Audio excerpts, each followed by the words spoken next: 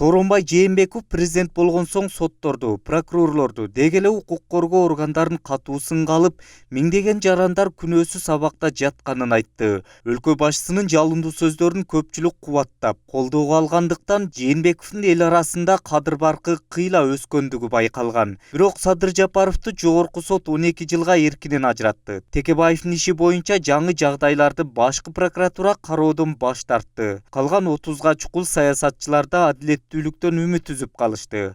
Ошондон улам президенттин дарегине көптөгөн сын пикирлер айтылып келүүдө. Бүгүн да пресс-конференция өткөргөн Адахан Мадымаров саясий туткундар тууралуу өз оюн билдирип, Сооронбай Жээнбеков менен Атамбаевдин айырмасы жок деди. Кутбу Сапарбекова дейт, Садыр Жапаров, Карганбек Саматов жана башка саясий мотивде түрмөдө жаткандар президенттен үмүттөндү эле сот алардын чечимин өзгөртүүсүз калтырды. Ушул боюнча пикириңиз?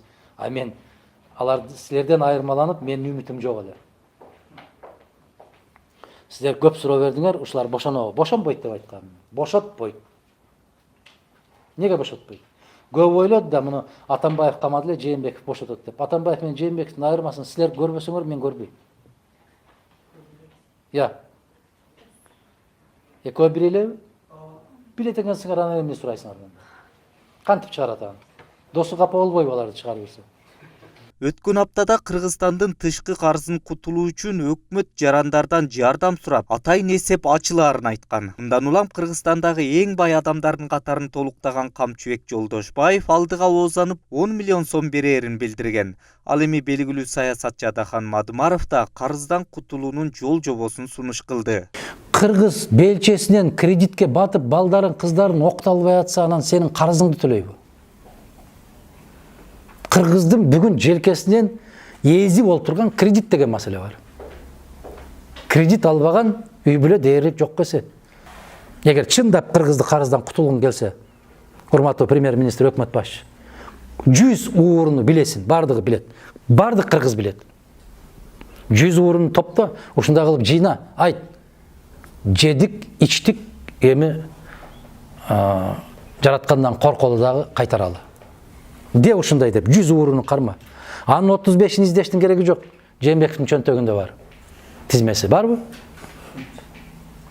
Ошолор топтобойбу? Мына карагыла.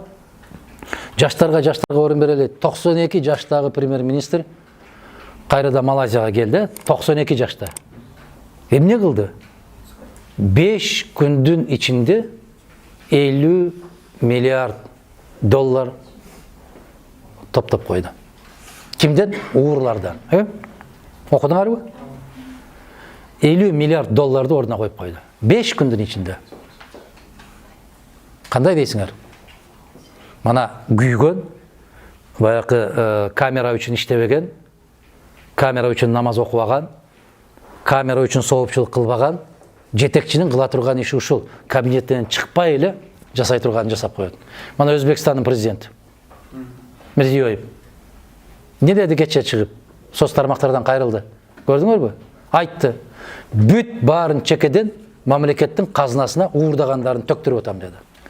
Күнүнө 1,5 миллион доллардан түшүп атат мамлекеттик казынага деди. Күнүнө дагы түшөт деди.